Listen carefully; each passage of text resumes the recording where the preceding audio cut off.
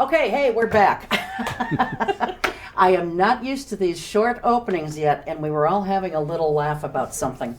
Anyway, hi, welcome to another edition of Eye on Oshkosh. I'm your host, Cheryl Hentz. And if you live in Oshkosh and you've driven down Jackson Street, headed south, and noticed a brand new building right before you get to the bridge, or if you're heading north on Jackson and you look on the left-hand side or the west side of the road and see a brand new building, your eyes are not deceiving you. There is a new building there, and this is a long time in coming.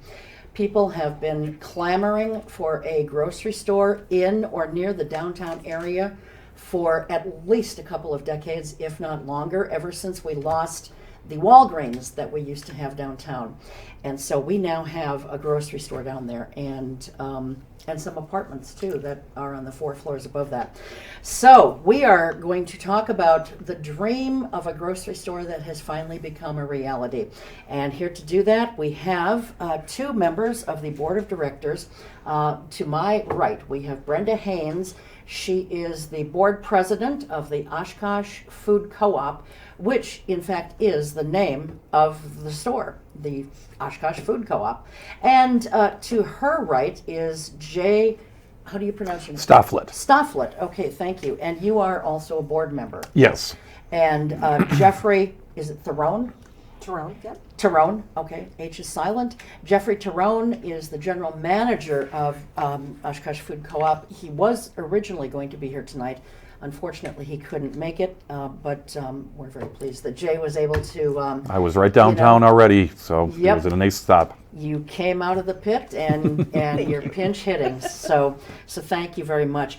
And through the next hour, we're going to find out everything that there is to know about this wonderful new addition to Oshkosh, how it came to be, the history of it, and what kinds of foods you can buy there, and everything in between. So welcome to both of you. I appreciate you being here. Thanks so much for having us. It's a pleasure. So Brenda, you've been on the show before, a few different times about a few different topics, but it's interesting because when I look back, you were actually our very first guest in 2020. Ooh. And then shortly after that, I think we taped 2 or 3 more shows after that, and then everything was shut down because of COVID, so it came to a screeching halt. And we're going to find out if COVID played any kind of a factor in this project as well. But so you were here. Jay, it's, as I said earlier, it's nice to meet you, but we've not met before. So before we get started, can you just tell us a little bit about, what you do and what you bring to the board? Sure. I'm actually a resident of Oshkosh area for about 27 years now. My wife, who I was not my wife at the time that I met her, pretty much lived in this area her entire life, and she convinced me to move here from Milwaukee, and I work in advertising. I'm currently the director of brand, or the vice president of brand and creative services for Community First Credit Union up in Appleton, so another co-op. Mm-hmm. And I live just outside of town in the town of Algoma in a old farmhouse that my wife and I have been fixing up for years, and we've got 2 daughters that go to school, and we just enjoy the combination of what Oshkosh has to bring, and we love living out in the country because we love the agriculture of the rural areas, and that's why when the Oshkosh Food Co-op started coming together, it kind of combined 2 things that I loved, so that's why I got involved with it. Well, excellent. Well, first of all, welcome to Oshkosh, even though it's been 27 years. But since I've not met you before, welcome. I love it. And it is ever-changing. Oh, absolutely. The city is ever-changing. When I first moved to the area, comparatively to now, I can't believe how much has occurred. And this is just one more of those evolutionary things that is so cool to see happening. And it's just the dynamic of the downtown and central city has changed so much. It's really very exciting. So I guess, and I'm not going to say, now Jay, you answer this one, or Brenda, you answer. We'll fight over it. Whoever wants to answer it can answer We it. do a pretty good job of reading each other and tag teaming. So. Sure. Well, so let's talk a little bit about, what really is a food co-op. Not just the Oshkosh Food Co-op, and I love the shirts.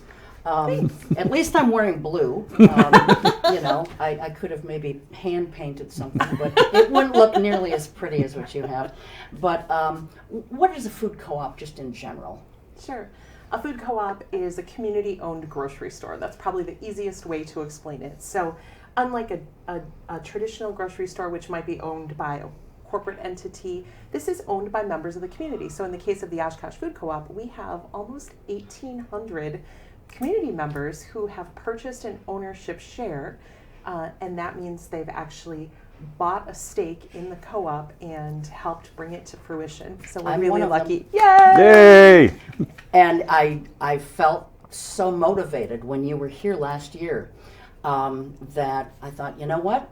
This sounds like a great thing for Oshkosh, not just for Oshkosh, but in general, And so I thought, I'm going to start the new year off right.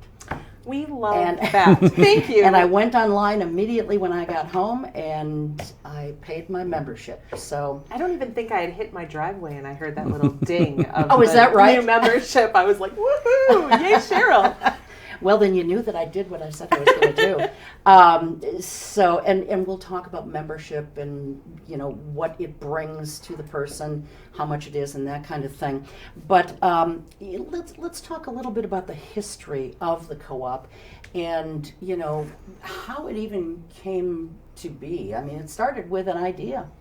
It did. In a conversation. It's actually kind of a cool story when it comes right down to it, because this is the dream and idea of a college student at UW Oshkosh, Bridget Weber, who was a non-traditional college student studying sustainability. And she was, at the time, thinking about, should I be an organic farmer? What should I do? How do I want to put this degree to work? Yeah. And she was having a conversation with one of her professors, Paul Van Auken, and the subject of food co-ops came up. And one said to the other, why isn't there a food co-op in Oshkosh? And the rest of the conversation was, well, maybe we should do something about that. So that was back in 2011, I believe. And the conversation led to bringing together a group of community folks who might be interested in starting a food co-op. And there was a small group of us who gathered around a table in the glass room at Beckett's and said, what do we know collectively about food co-ops, and what would we need to know to make this happen here? And that's how it was born. And so I'm curious, what did you guys collectively know about food co-ops? Well, we had shopped them.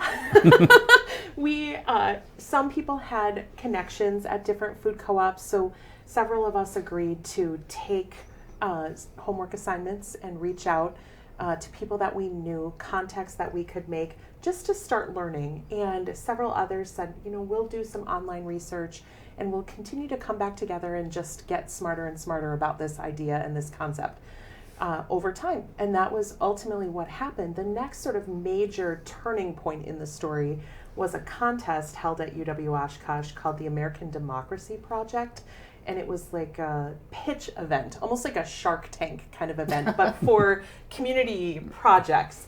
And so there were a number of groups that showed up that night. I think it was an open call. If you had a project you wanted to pitch to the community, and there was the people, I think we all paid a certain amount maybe to attend, and then the proceeds, my memory on this might be a little fuzzy, but there was a prize pool at the end. So we pitched Shark Tank style to the crowd, and then everybody got a vote.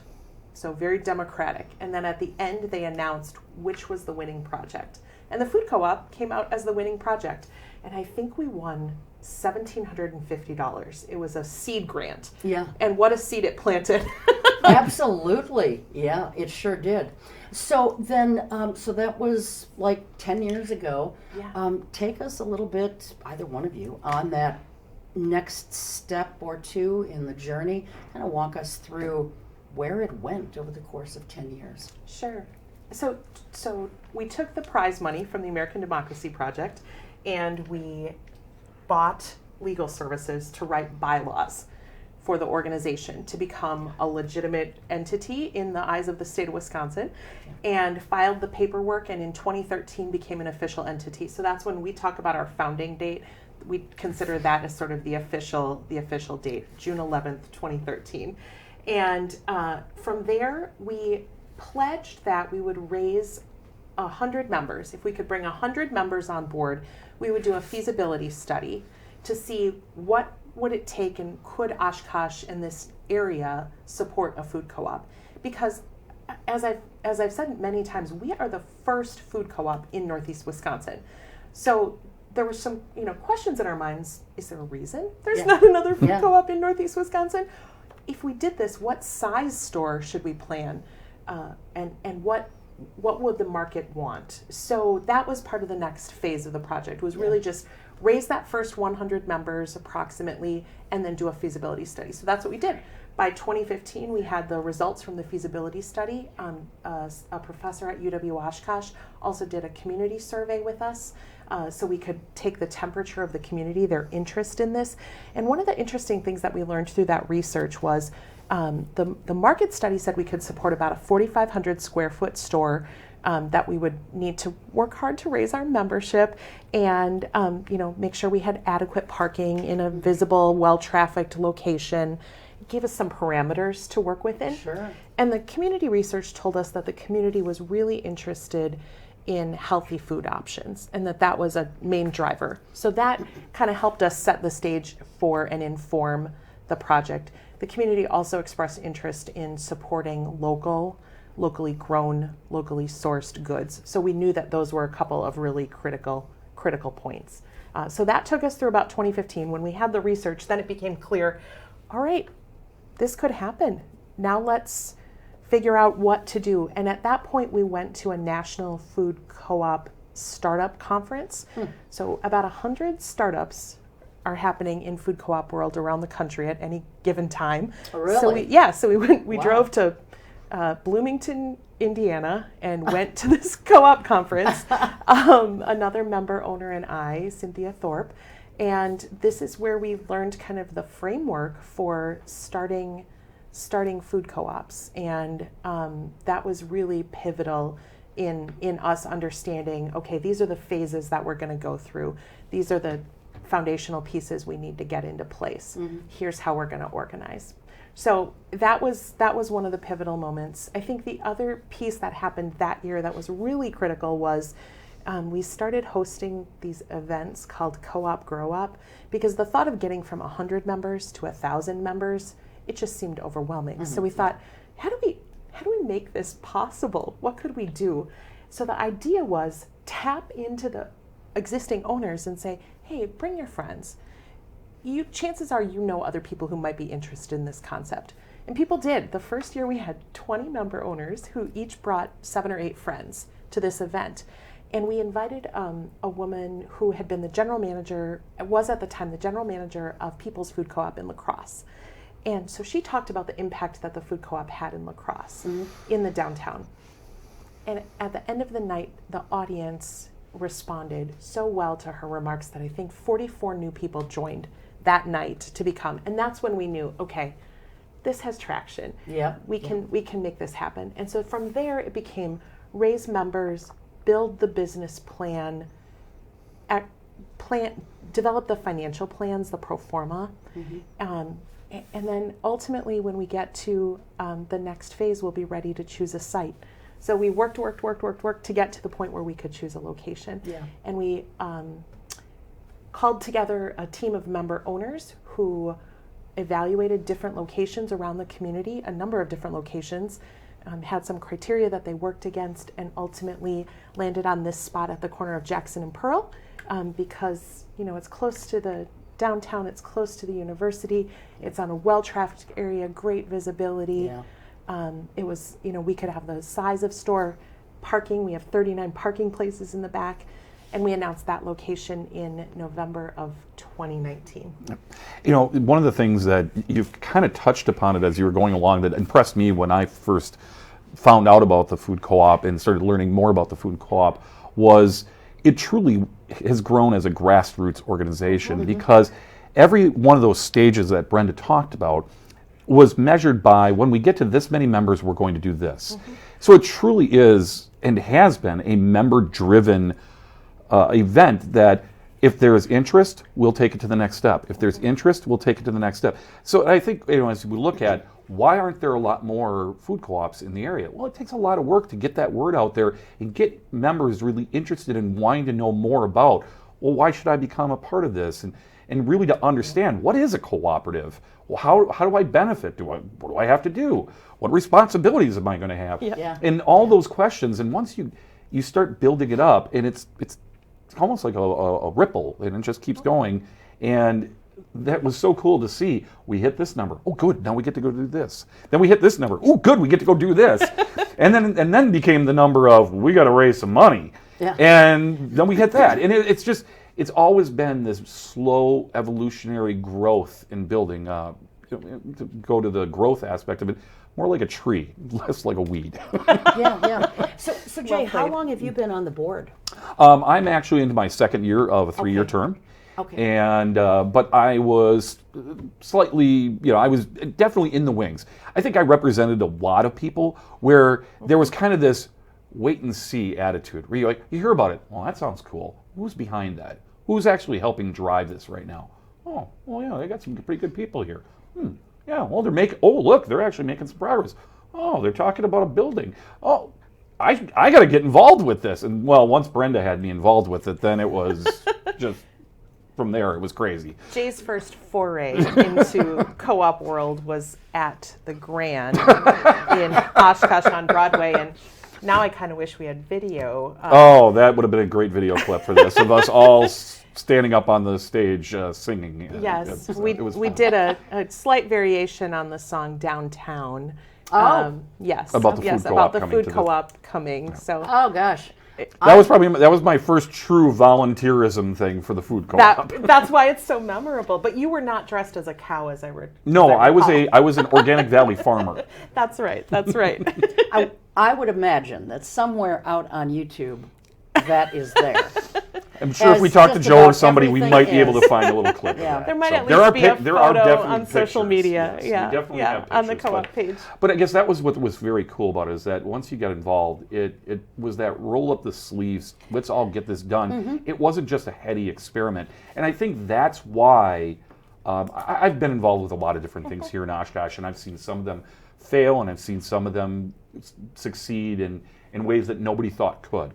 And I'm proud to say that this is one of those things, that it's been able to succeed. And I think that's one of the reasons why it is difficult to see in this region that we are the first community-owned grocery store, because it really takes a lot of buy-in from the entire community and understanding from the entire community, and time and work and patience and leadership, and all those things have to come together. It's really a perfect storm. So I think the fact that here we are talking about in our open store that you can go and shop in now, it's pretty amazing when you think about that journey, is all because a collective of people got together and said, yeah, this is a good idea.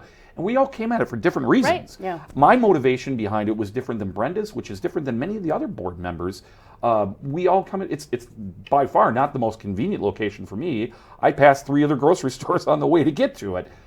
But I bought into it from a different reason. I bought into it because of the economic and the cultural, and what it can do for my friends who are agricultural organizations and businesses, where they look to, how do I get my products to people? How do I become part of the community and not just show up at a farmer's market? I think that we talk about it's like an everyday farmer's market is the easiest description of it, where we finally have a place now where the community can come together and share their wares and share their wants and share their beliefs.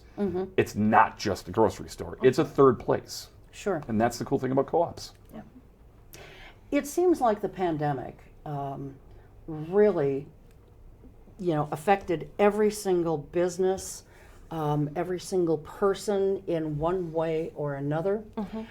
But for commerce and businesses trying to get started, such as this was, what kind of an impact did COVID have on what you guys were doing? Because you were still in the fundraising stage. We were. And I remember talking to you, Brenda, about how you guys had to shift how you were fundraising. So talk a little about that, but then also, did this affect you in any other way? Did it delay the opening dates? or the breaking ground date or anything? You know, Yeah, so- no, that's a great question. You know, it's interesting, Jay. You talked about the hitting the membership goals and the milestones, and what I think is so remarkable about this project is just how many people have had a hand in it. I mean, we've had several hundred volunteers who've worked on this in different capacities, more than 600 people who supported the Capital campaign. So it really has been a community effort. So when something like COVID hits, I mean, I'll tell you, we were supposed to have our annual meeting in person on March 17th, 2020. And I think March 13th is when the national COVID emergency went into effect. Yeah, I think you're right.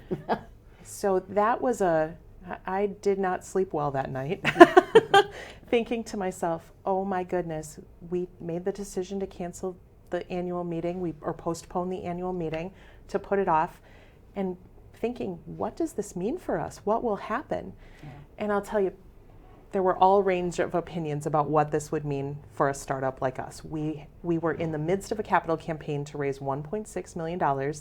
We had raised just over $800,000 at that point, and we had a March 31st deadline to keep the location at Jackson and Pearl. And we thought, okay, what do we do? So instead of our annual meeting, we decided to do a Facebook Live and announce some good news that we had.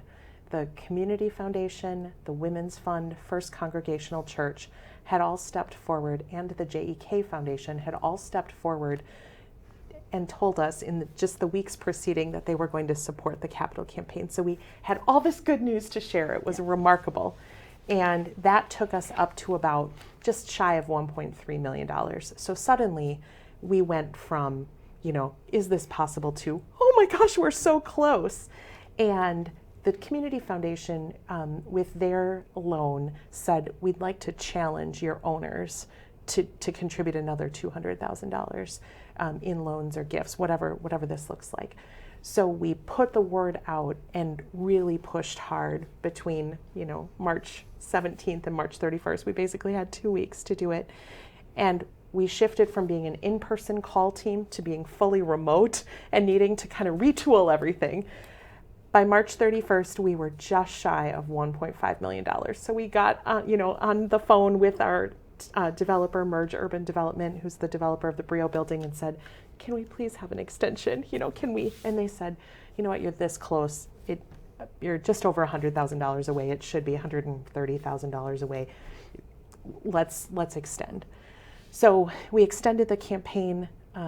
We continued to make phone calls, emails, texts. I mean, we really said to people, we're so close. We know there's COVID. We know this is happening, but this is a project that our community needs. We can't lose sight of it. And people came through. And by the third week in April, a group of donors had assembled. We had about $38,000 left to raise. A group of donors had assembled and said, we will contribute $19,000 if you can raise the other $19,000. And that weekend put it over the top, and we actually surpassed our goal and raised $1,615,000. So it was just an incredible accomplishment to happen. Yeah. 622 different people contributing to that campaign. The smallest gift, we were accepting gifts of all sizes. Members could also make loans, so we had gifts of $10 and we had loans of $100,000. I mean, it was really a broad range that helped make this project happen. But that told us that people really did want to see this happen for the community. And I think, you mentioned there were so many different ways you could get involved, to the point of, that a $25 donation, a $5 donation was accepted, but it's the loan part that really, I think, made this different too, because people are used to capital campaigns where you're like, please give us money, please give us money.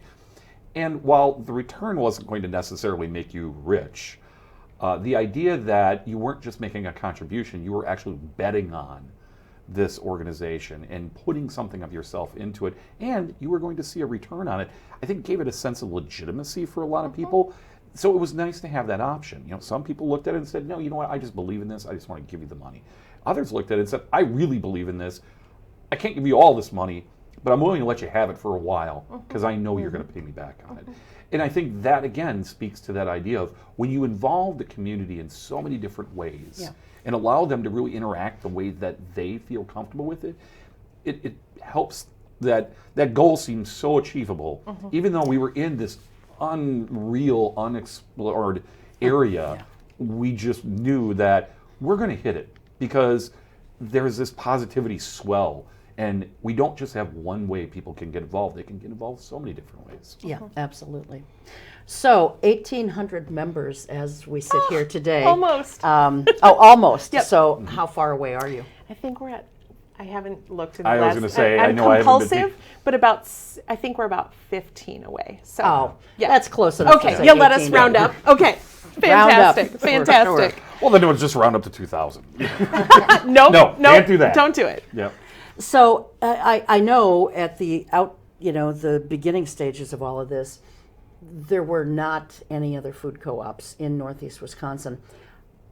Are there now? Or is Oshkosh still like the first one and possibly the only one? In this format, we are still the first and only. There is I just learned recently, there is a small sort of shelf in Fond du Lac in another retail location that is called a food co-op, but it's not the same kind of model. So Okay. we are the first and only. Because there's buying co-ops Yep, as well. buying That clubs, a lot of people, yep. Call those food co-ops as well. But those aren't really the same concept. That's why when we describe this is a community-owned grocery store. Okay. You guys keep talking. My microphone has fallen to the floor. no! Well, I can tell how we got from a Here we capital go. campaign to a building, if that would help tell the story. Sure, go ahead. Yeah. So we raised the money, we announced we had been successful, and you had asked earlier, Cheryl, about did you delay groundbreaking? Was there anything like that? The reality was Merge had planned to break ground in July of 2020. And I can tell you, a lot of people thought this might not happen. Who knows? And then we started hearing about shutdowns and global supply chain challenges and all of that. But this project kept ticking along, and in some ways, for the Oshkosh Food Co-op, we had a little bit of an advantage during COVID because anytime we wanted to schedule a meeting with people, a virtual meeting, people were available. Their calendars were clear. I think we might have done 2 years worth of work in a single year. But It felt like it, actually. so construction got underway in July of 2020, and then we started our build out in spring of 2021 and opened July 22nd. Yeah, it's amazing. And a little bit later, we've got some pictures of that very first day that we want to show. But I want to get your thoughts on this and maybe have you explain this a little bit. Now, all food co-ops seem to be committed to a few different things: consumer education, product quality, member control, and they generally support their local communities by selling produce that is grown locally by farmers. I guess that leads me to one other question. Are you getting your meat products from local farmers as well? But then talk a little bit about this overarching umbrella sort of that encompasses those four things. Sure. Well, one of the cool things about this project is we set out as part of the vision to source about 20% of the goods locally. So that means it's quite a range of products actually that are on the shelves that are locally produced. I mean, you talked about some of the most obvious, right? Like locally grown produce or fruits and vegetables, things like that. But we have all sorts of products that are local on the shelves. And beverages, Baby and food, baby food, maple syrup. Wow. Yeah. Things people don't know are made locally here. That's the cool thing about it. You walk through the store and you look at the shelves and you look. There's this little green button that you'll see around, or sometimes it's square, and it just says local. And everybody's reaction as they've gone through the first couple of weeks here is, I can't believe how many of those little green buttons I see around. Yeah. There's so many different products. People had no idea that were available to them locally, and that's the cool thing about when you do put that kind of emphasis on it. It brings out the one that got me was the pasta. Isn't that cool? The story behind what they're doing is just fantastic. It's a young couple, Yep. and their product is beautiful on the shelves. It just, you look at it, it just screams, "Buy me, eat me." You know? And they're based in Appleton. Yeah. Yeah. So, and again, And that was their dream these- to have a pasta, to make pasta. these discoveries of these incredible local producers and growers, and it's not even all food. Sometimes it's soap or other household products. So that's been the cool thing, is to be able to introduce the community even further to some of the local producers here. And that's one of the big goals behind this, is to strengthen that local food economy. We have seen here in Oshkosh, we have an amazing farmers market. I mean, it's been voted one of the best in the nation.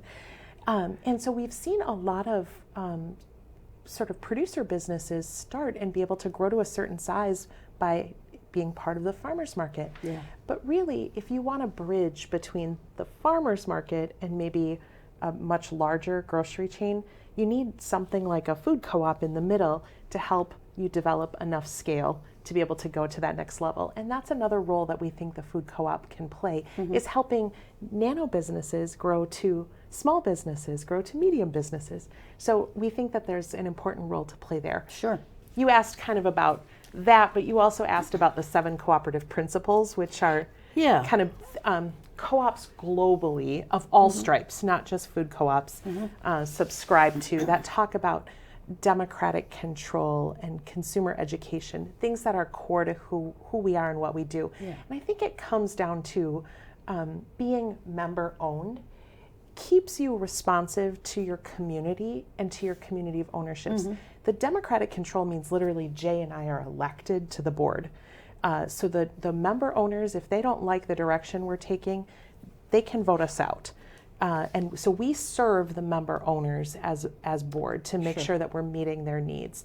I think the reason we care about education is because as a cooperative, it's important that we understand the system, the food system that we're operating in. Right. And so product quality, let's talk a little bit about that, because that's another one of those core things that all co-ops are, driven by or have as one of their guiding principles, if you will. So how do you, what kind of benchmarks do you put on product quality that someone has to meet in order to have their product represented on the shelves of the Oshkosh Food Co-op? Well, there is a large, there is a process that you go through from an application standpoint, and there's certain protocols that you have to meet, of course, from a health department standpoint and a business standpoint. Right. So all those things. It can't just be like myself. I grow some great cucumbers. I can't just bring my cucumbers in and go, I'm bringing you cukes, put them on the shelves. I mean, we can't do that. Right. So there is that level of it.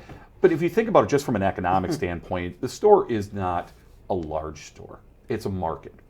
And so there's only so much space on there. So really, from a selection product, you're going to make sure that what's on the shelves represents the best that we can find and bring to the consumer. So it's in our best interest to make sure that the best products are on the shelves. So while you may not have a large selection of chips or cans of beans, you know what's being put on there meets a quality expectation and a health expectation that really helps promote our values of bringing healthy, reliable food to an area that really has not had it, to your point, in good grief. I mean, when I first moved here, we did have Cub Foods across the river, but that's it. That's the last, and that's been a long time. Yeah, it has been a long time. I almost forgot about Cub Foods. Yep. Yeah. So when you look at it from that standpoint, you have to be really, use a kind of a marketing term, choosy. You have to be choosy about what you put on your shelves. It has to meet the needs of our members. Yep. It has to meet the needs of the members of the community who are not actually member owners of the cooperative. And it really has to meet the needs of what's actually going to be good for people. And we don't want to be food police. We're not not trying to be food police, like put the candy bar down. There's some lovely candy bars. Right. But we're going to make sure that if there is a candy bar, that it's going to be, maybe the nuts are fair trade. The chocolate is organic. These are going to be good things. So it's like, it's the good stuff that you want, but you don't have to feel guilty about it. Yeah. Are there any kinds of items that you don't sell or I guess I should say that we don't sell. Right. Yes, Right. absolutely. Since I'm a member owner. But that is a question that I don't know about what we do. And so is there something that is not sold there? And, what would be the opportunity to get something like that sold there? Sure. That's a great thing. Well, we have 2 product suggestion boxes because if there are things that people are looking for us to have in the store, that's something, the team, the management staff and team wants to know. We know that on day one, we didn't have everything that everyone was hoping we would, right? You're brand new and you need to learn. Yeah. So we're hoping that people use those suggestion boxes vehemently, that they put lots of good ideas in, so that if there is a product that we don't carry, something that we didn't think to put on the shelves, we didn't offer, or maybe a brand that someone has discovered elsewhere and they're like, ooh, this is really exciting, or a new local business that they want to see featured. Great, tell us about it, because I think that's the phase that we're going to be in now, is this learn and improve and phase. sample. And because sometimes you don't know what you want. Right. I mean, we both are in marketing, so we've done a lot of focus groups, and you can focus group like crazy and ask people what they want. And then when you give it to them, they go, oh, wait, I guess I didn't really want that after all. Well, I wanted this, but with a little tweak. But a little tweak to it. Yeah. So sometimes, and that's one of the nice things about the staff, is that they really are into the business. They love what they do. Yeah. And it's a fun exploration. In a past position, I had the opportunity to go to the Natural Foods Expo in Baltimore on the East Coast. They do a huge one out west and they do a huge one out east. And wandering those aisles, if you're an explorer when you shop, and I am, I'm not you'd think, oh, he just goes in, gets his stuff and leaves. I love to wander the aisles and explore and discover. And you go to a show like that, or you go through the catalogs of the things that the distributors that we can get for our products, it's like, oh, look at that. Oh, people have been talking about that. Oh, and you get this sense of discovery, and that's what's so cool, is then that goes on the shelves, and you walk through. I had it happen on the very first day I walked through, and I'm like, fish jerky. Had no idea there was this thing called fish jerky. Right? I've never and heard of it. Buy one, get one fish jerky. Well, you just got me. I'm going to try fish jerky. And it was delicious. I went back for more fish jerky. There was Cajun and then there was garlic. 2 of my favorite flavors. I'm not going out to the store looking for fish jerky. That is not on my phone, on my shopping list on a regular. It is now. So sometimes there is that sense of discovery that we don't know what we want until we actually see it and can try it. We found some great ramen there that my kids are like, this is like the best ramen. Where was this ramen when we were growing up? It's like not much more expensive than buy the huge crate ramen, but it's like it's meatier and chewier, and there's different flavors like shiitake mushroom and Asian vegetable, and there's all these delicious. We ended up stocking up a huge amount of it because they're like, what if this goes away? We have to buy all of it. So I think that's what's really cool about the product selection side of it. There's an opportunity, because we are a community responsive store, we want to hear what you're looking for. But on the other hand, we want you to come in there and not just look at it as an experience of, I need to stop in the store, I need to get bread, I need to get milk. It's more of give yourself the time to wander the store, because you may discover Wisco Pop. I'm sorry to pitch one, but I have to. Wisco Pop out of western Wisconsin is fantastic. It's so I fun, discovered isn't it on the day that we opened up. I'm like, I am so thirsty, and there's no way I'm going to be able to check out anything anytime soon. They can find me. I'm not shoplifting as long as I don't leave the store. So I grabbed one. I tried one. I'm like, they were giving me a hard time. The staff was giving me a hard time, because by the end of the day, I think I had 4 of them. I don't think I've drank 4 sodas. And what's it called? Wisco Pop. Wisco Pop. Wisco Pop. Yep. And it was... There's fun flavors. Yeah, there was like a cherry pie, or a cherry one that tastes literally like a cherry pie. Yep. There's a ginger one. I love ginger ale. I just had ginger today. Oh It my was gosh, great. it's the best ginger one I've ever had. Yeah. Usually it's too sharp or too weak. This was like the perfect... And again, never heard of it in my entire life. Until it's staring at me at the store, and I'm like, and I'm thirsty. I'm going to try one. So... And I think that one of the other ways that the staff can be helpful in this is it can be recommendations too. Yeah, it can be a little intimidating if you have eaten a certain brand of ramen or a certain brand of pizza or a certain brand of whatever. Pick your favorite food for forever, and now you walk in and you're like, wait, that brand isn't here. There's all these other brands. I think the team, as Jay said, loves what they do and will try to be helpful in converting. Okay, if you like this, here's this When other explaining thing. the differences too. Yep. That because that's what we found is that when you do have a question about something, they understand what it is that you were looking for, and they want to help you understand why did they make that choice? Right, Why is right. this the thing that they're recommending you try instead of your normal thing that you would expect to get? Yeah. And they have a pet section, and you have a small liquor department. Again, it's small, smaller than you'd find at some of the larger chain stores, but it's satisfactory for the size store that this market, I like that word, Jay, satisfactory to the size that this market is. And I did give you a suggestion when we were there last absolutely. week, and I just want to talk about that for a half a second here or so, because it was in the pet section, and there were some rawhide products there. And Brenda did not know this, but as someone who's been around dogs her entire life and who works in dog rescue and all that kind of stuff, I noticed that they were selling some rawhide products. And rawhide is horribly bad for dogs. It does not digest in their systems, and dogs have been known to choke to death on some of the products. And so I said, we got to get this out of the store. And what did I say immediately? You were going to talk. There's a suggestion box, Cheryl. Let's do this. And then she said, I'm telling you. Yeah, I didn't. Yep, We yep. got off on other things, Yep, and before yep. that, an hour had gone by. But did you get my suggestion passed on, or do I need to go in and literally write the suggestion down? No. Okay. Gosh, no. Not necessary. All right. Excellent. Yes, we will be funnels for suggestions. Absolutely. Yeah, because we don't want. It's great that there's pet things there, but we don't want anyone's pets being injured or killed by something. So You hit on something just as we were starting to talk about that, which is there's just enough kind of the department. So small beer, wine, liquor kind of section, right? Dairy, cheese, meats. You're not going to find, as Jay said, you're not going to find an entire aisle of olive oil. You're not going to find an entire aisle of dog food and treats. right. But can you grab a cart and shop for the week as one of your primary one or two favorite grocery stores? Yes, and that's really the experience that we're trying to get to. Right, and I think it's important that we let people know also that they don't have to be members to shop there. Everyone's welcome. Yeah.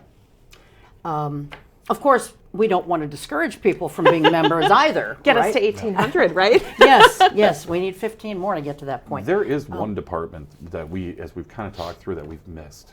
And to me, it is the one department that really sets us apart. And it's the prepared foods area. It's fantastic. So you get to the back corner, and it's like there's the little meat section, there's the dairy section, and right there is this corner. And they've got hot foods there. They've got prepared sandwiches, salads, and things. And I know, as someone who worked downtown for a number of years, there are some great options in downtown. But usually you have to go and either sit down and eat there, or you're standing in line and you get your sandwich, and then you leave and you go somewhere else, and maybe you sit there. But you kind of get the same things over and over and over. Yeah. That's not the case. The idea that on your way home you can grab something, on your way in, the breakfast stuff is fantastic. To be able to stop off in the morning and get yourself a cup of coffee and a breakfast. And it's all located right in an area that really doesn't have that. There's no quick run in, grab something and eat it on the way, eat it when you get home type of option. But that really brings it there. And there's such a fresh variety because it's fresh made stuff. So that's a convenient aspect too. So it's a little bit of like, you can stick around and eat it there if you want to, or you can take it home with you.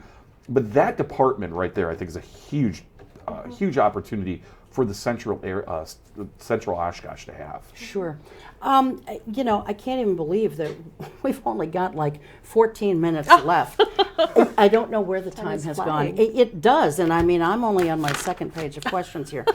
But so, really quickly, I want to touch on a few things here, because when I was telling some folks in the last week or so that we were going to be doing this show tonight, people said, well, ask how this store differs from like a Whole Foods store, Whole Foods, which is a brand name store, or some kind of other organic food store. So let's just talk real briefly about that. No, that's a great question. I think often people see a national chain like that and think, okay, is that what this is? Are they the same? I think the big differences are, we have made a pledge to source locally 20% of our goods, so that's different. I don't think you'll find another chain that's sourcing locally at that level. Whole Foods used to source locally, but my understanding is that, and of course we don't have one in this market, is that as Amazon made the purchase of that chain, that there's been some shifts there. So I think that the other differences probably we are not exclusively organic and natural. We have conventional products, we have local products, and that's intentional because we are in a USDA designated food desert. So it was really important to us to ensure that we have a product mix that people who live in the neighborhood can come and shop in the store just as comfortably as people who might have gluten allergies or choose a plant-based diet or whatever it might be, that people would feel equally welcome. That's why the everyone's welcome Right. is so important. And the other question that some people wanted me to ask is whether the store carries any brand names. And I think, correct me if I'm wrong, but I think I did see some. So I'm going to tell you, everything in there is a brand name. It may not be a brand name that you're familiar with. It's There not we the go. brand name that's actually advertising and putting big money into Super Bowl commercials. So are you going to find Doritos there? No. But there are other chips there that you will find at other stores that get the same kind of shelf space. A lot of the products in there, if you look them up online, they've got a huge presence online. So these are brands that are national brands. Yeah. But you may not recognize those brands. And there's a strategic nature to that as well. Because how many stores do we need in town that sell the same stuff over and over? So that's where that product selection really comes down to is, there's, I'm just going to use it as an example, Terra chips. I know you can find them at other stores, but you know what? We give them the attention that we think that they deserve versus they're just shoved in the bottom corner of another grocery store shelves. Yeah. So it's really what we're highlighting is the difference on the brands. Okay. And one of the things that I like, well, there are many things, but one thing that I like is its size. Sure, I'm still going to end up going to a larger store to get some of the things that I prefer, Sure. and I think we're all probably going to do that to one degree or another. But I don't like going to large stores where they're packed with people and you have to fight for a parking space. That's one of the reasons I do so much of my shopping online. But grocery shopping you can't really do online. I guess you can find some things. But so I like the size of this store. It's about 4,500 square feet, is that right? Yep. And, I don't know how that footprint compares to some of the bigger stores in town, but it's someplace that I felt really comfortable in. And there was, before we run out of time, I want to show the pictures because we have some pictures from the very opening day ceremony. And so there we go. We're looking at some now, and I see some people that I recognize for That's sure. always fun. Yep, that is. We had some, as you can see, we had incredible turnout and response on opening day. I think there were a couple of hundred people at our opening day ceremony. It was much more than we ever expected, but so there were a lot of response of, we went in there, but it was too crowded. And to your point, it's an intimate experience normally. That was a little bit excessive, the pictures there. Well, yeah. Because everybody was just so excited to be in there. But you get that idea when you walk in there, you can actually interact with the produce a little bit. Yeah. And really, what's this? And look at it and not feel like, I just got to grab that and move on because somebody's right behind me. So I think that is a huge advantage to, and you're right, there are going to be things that somebody has to have their brand name, certain thing that they always understood and grew up eating ever since they were a little kid. That's great. We're not going to be able to carry everything. But we're going to be able to help you with a certain part of your life that you're not going to be able to experience at any other store. Yeah. And one of the other things that I really liked, this is a nice concept, I think, is that there are places to sit and talk in the grocery store. You know, there aren't very many stores where you can do that. It's actually encouraged. The That's chatty idea. checkout is the, when I came on board and I learned that we were looking at doing this concept of the chatty checkout, it was just that it blew my mind how amazing, because I believe in this concept of the third space. The third space is when you're not at home and you're not at work, there's another gathering place. And as communities, we need those third places. And for generations, it's been some places it's the bar, some places it's the church. We have now created a new third space that's unlike any other place. And people they walk in and they just go, I had people I met through EA and I said, hey, you got to check this out, come with me. And I brought them into the store, physically brought them into the store, introduced them to staff, sat there and talked for a while. It was like we were going over to my house, not to my grocery store. Well, so you mentioned chatty checkout, and that was going to be one of my questions, so that you can talk about it and tell people what that is. I'd never heard of that before this. And so is this a concept that you all came up with? Well, it's a concept we've imported. Okay. So we first learned about this from a European grocery chain that has done this. And really, at the core of it is some research that the Women's Fund of the Oshkosh Area Community Foundation did about 10 years ago. And they discovered that we have a huge problem, you wouldn't expect it, with social isolation in this community. And people feel like they're not connected and don't have these opportunities to connect with one another. So Jay's talking about this third space. Like, how do we help people connect with one another and feel a sense of connection? So we were doing some reading, and we came across a grocery store in Europe that has a chatty checkout lane, and we wanted to learn more. So we did some reading and found that it's a lane. It's the anti-express lane. Exactly. It's a lane just like any other lane, except you can be comfortable spending a few extra minutes chatting about sports, the weather, current events, whatever it is that you want. And Jeffrey, our general manager, has specifically hired someone for the chatty checkout who loves chatting with people. She is She is amazing. Marshall. She is fantastic. It was like she was born for the job. Yes. Because she just brightens your day immediately and can strike up a positive conversation with everybody, and she did. On the day of opening, obviously we were trying to move people through a little bit faster, so we couldn't have the chatty checkout. So chatty checkout went to them. Basically went. She went and she talked to every person in line and made sure that they were doing okay and how are you. And it's nice to meet you. I'm so and she's just introducing herself. It was fantastic. It's that idea of that social isolationism we use. Actually, at the credit union that I work at, we see that a lot too with people, our members come into the branches, not because they can't have other ways to do it, but they enjoy the interaction with our staff, with our receptionists, with the tellers. They want that human engagement. So again, it's a completely different type of shopping experience. It's the kind of shopping experience where you go, you explore, you learn, you discover, and you socialize, and you become not just digestively healthy, but mentally healthy as well. Yeah. And we do have 2 regular lanes for the people who Yes. are at home. I was going to say okay, that. good. Yeah. Thinking, we do oh have my the regular gosh, speed lanes. I don't want to chat. I just need to get in and out. 2 regular speed lanes, absolutely. Yes, yeah. And, and not only are there places to sit and engage with one another inside, but outside as well. And, or at least they will be there. Everything's Some under landscaping construction is right still now, being done. Yeah. But, once that's done, they will be there. And, it's just, I don't know, the whole environment was just so comfortable. And when you and I were sitting there talking, Brenda, a woman came up.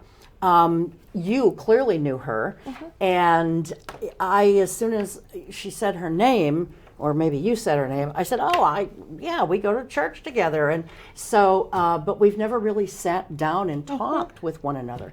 And so we're going to be doing that toward the end of this month, sometime in September. So see, it's already working for me. So yeah, and I bumped into on the day of. I bumped into somebody that I hadn't seen in 5 years, and they're like, "You're part of this?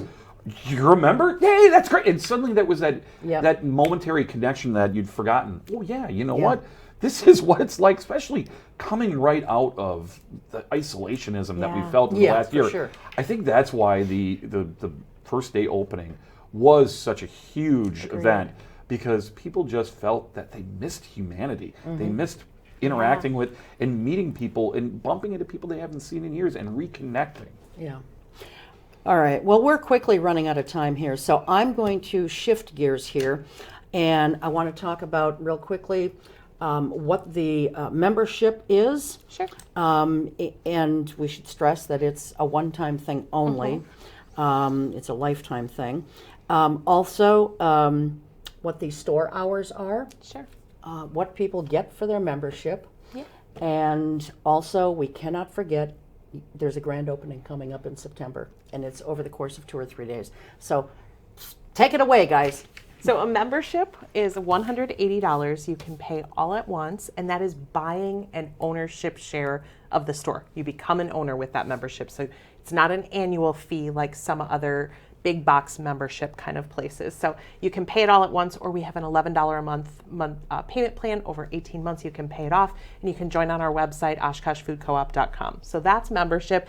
And our members, I mean, they're our owners. They vote in our elections. We send them updates on what's happening in the store.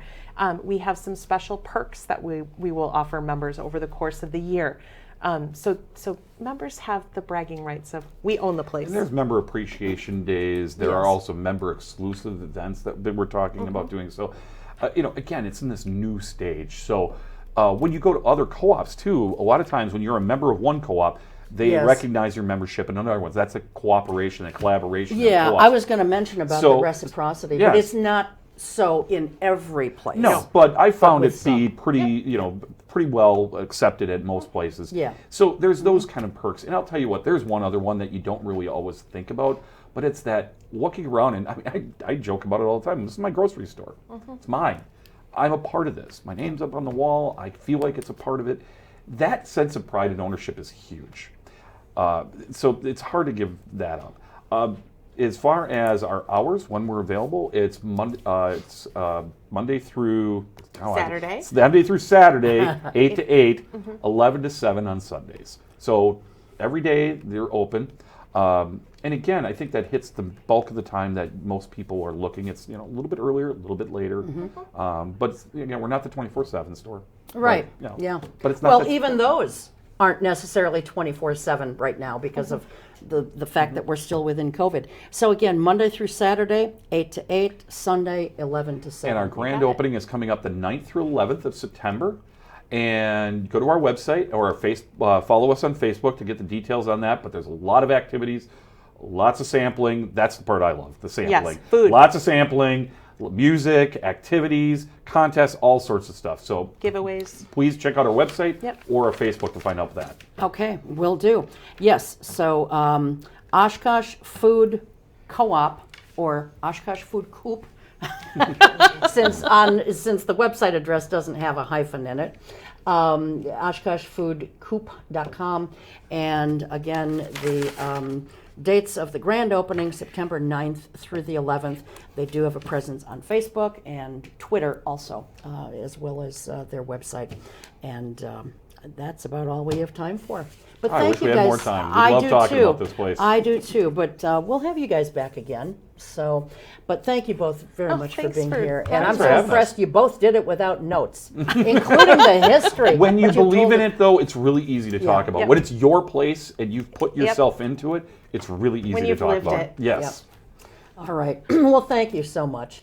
And thanks to the crew, as always. And, thanks to you for joining us. And we will see you next time.